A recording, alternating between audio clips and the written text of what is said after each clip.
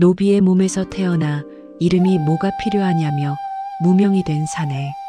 어려서부터 항상 배가 고팠지만 나이를 먹을수록 몸은 다부졌고 고된 일뿐이었지만 불평을 할 줄 몰랐습니다. 달빛이 은은한 행랑방 앞에서 무명은 마냥 행복한 표정을 하고 있습니다. 투박하고 거친 무명의 손이 나뭇가지를 정성스럽게 깎고 있습니다. 나무 껍질이 벗겨지고 무명의 칼질이 더해지자 고운 목련 꽃송이가 무명의 손에서 피어납니다.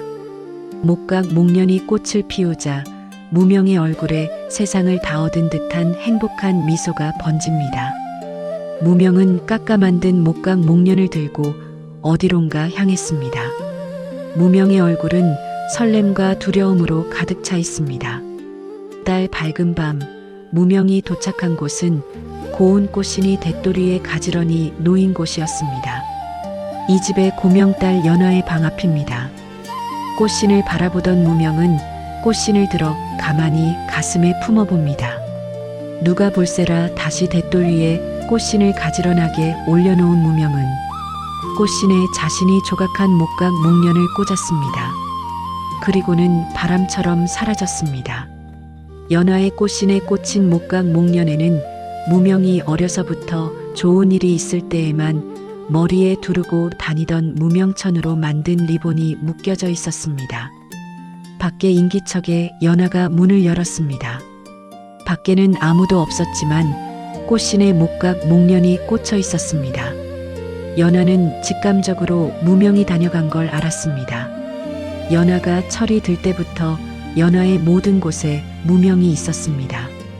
무명은 아무리 힘든 일을 하고 있어도 연화를 보면 활짝 웃었습니다. 꽃이 피는 계절이면 연화의 방 앞에는 꽃길이 열려 있었습니다. 눈이 허리까지 내린 날 아침에는 연화의 방 앞에만 눈이 치워진 길이 나 있었습니다. 무명은 솜씨도 참으로 좋았습니다. 목련보다 더 목련 같은 나무 목련을 연화는 소중하게 가슴에 안았습니다. 연화의 모치는 무명이 참으로 마음에 듭니다. 무명의 다부진 체격은 여러 머슴들 속에 섞여 있어도 한눈에 알아볼 수가 있습니다.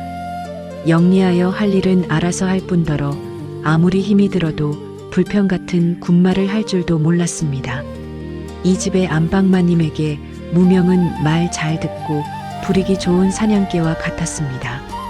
그들은 사냥이 끝나면 사냥개는 잡아먹는 게 당연했습니다. 연화의 오래비는 관아의 하급 관직에 있었으나 평소 품행이 바르지 못하고 기방 드나드는 걸 즐겼습니다. 관아의 물품에 손을 댄 것이 들통이 날 지경에 이르자 연화의 아버지와 어머니는 아들을 살리겠다고 누명을 씌워 무명을 도둑놈을 만들었습니다. 관아로 잡혀가게 되면 모든 사실이 들통이 날 것이 두려워 집안에서 멍석마리를 해서 때려 죽였습니다. 매를 맞아 의식이 희미해지는 순간에도 무명의 시선은 연화를 찾았습니다. 멀리서 연화가 하인들에게 붙잡힌 채 울고 있습니다. 다친 무명이 걱정되어 뛰어오려는 걸 하인들이 말리고 있습니다. 연화는 무명에게 무엇도 할 수가 없었습니다. 무명은 그렇게 치료도 받지 못한 채 숨이 붙어 있었으나 멍석에 말린 그대로 골짜기에 버려졌습니다. 피를 흘렸으니 피 비린내를 맡은 산짐승들의 먹잇감으로 내준 것이었습니다. 무명은 살면서 어떤 억울한 일을 당해도 이 집에서 계속 살 수만 있다면 다 참을 수 있었습니다. 연화가 어려서는 그냥 귀여워서 항상 눈이 갔습니다. 사랑스러워서 가만히 있으면 항상 생각이 났습니다. 시간이 흐를수록 그 귀엽던 아이는 곱디고 온 아기씨가 되었습니다.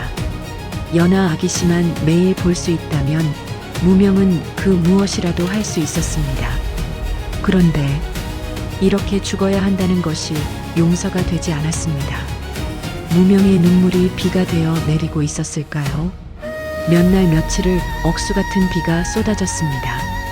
칠흑 같은 밤, 그날 밤도 비가 억수같이 쏟아졌습니다. 무명을 싼 거적에서 검은 그림자가 스멀스멀 기어 나왔습니다. 이 검은 그림자는 뼈가 마디마디 꺾이며 점점 길어지더니 이내 거대한 구렁이의 모습이 되어 비늘이 반짝였습니다. 무명의 억울함과 연모의 정은 그렇게 눈을 감지 못하고 흉측한 껍데기가 되어 다시 돌아왔습니다. 이 거대한 검은 뱀은 대감집의 담벼락을 타고 기어올라 집 안으로 기어 들어갔습니다. 천둥 소리에 놀란 대감 내외는 문풍지에 비친 거대한 뱀의 그림자를 보았습니다. 온 방안을 가득 채울 만큼 큰 뱀의 그림자만으로도 공포에 질려 실성한 듯 비명을 질렀습니다. 뱀은 연화의 방을 찾았습니다. 방문을 열고 방 안으로 들어간 뱀은 누워있는 연화에게 천천히 다가갔습니다. 자고 있던 연화가 답답함에 눈을 떴습니다. 거대한 흙구렁이가 연화의 몸을 칭칭 감고 있습니다.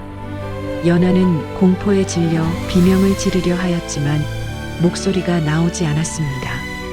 거칠고 서늘한 뱀의 비늘들이 미끄러지듯 연화의 몸을 감아 드디어 뱀의 얼굴이 연화의 얼굴과 가까워졌습니다.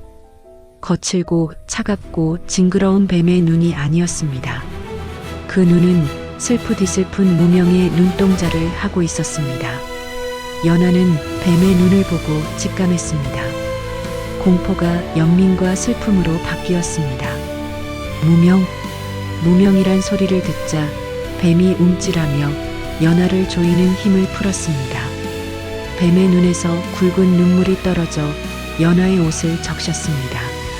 연화는 떨리는 손으로 서늘한 뱀의 머리를 쓰다듬으며 감싸 안았습니다. 연화의 다른 한 손에는 무명이 두고 간 목각 목련이 꼭 쥐어져 있었습니다. 연화는 무명아 미안해. 내 비겁하여 너의 마음을 알면서도 모른 척 하였구나. 부모님의 죄는 내가 다 안고 갈 테니 너는 이제 그만 아파해. 연화가 처음으로 무명아라고 불렀고 처음으로 무명에게 말을 했습니다. 연화의 뜨거운 눈물이 뱀의 비늘에 닿는 순간 뱀의 몸에서 하얀 빛이 뿜어져 나왔습니다. 연화를 칭칭 감고 있던 검은 뱀의 비늘이 하얀 나빗대로 변하며 흩어졌습니다. 나빗대 사이로 무명의 환영이 나타나더니 연화를 바라보았습니다. 무명의 눈에는 눈물이 가득 고여 있습니다. 무명은 연화에게 마지막 인사를 건네고 연기가 되어 사라졌습니다. 무명이 사라지고 텅 빈 방에 혼자 있던 연화는 방문을 열었습니다. 문 밖에는 목련이 흐드러지게 피어 있었습니다. 사랑이 깊어 저주가 되었으나 결국 그 저주를 푼 것도 사랑이었습니다.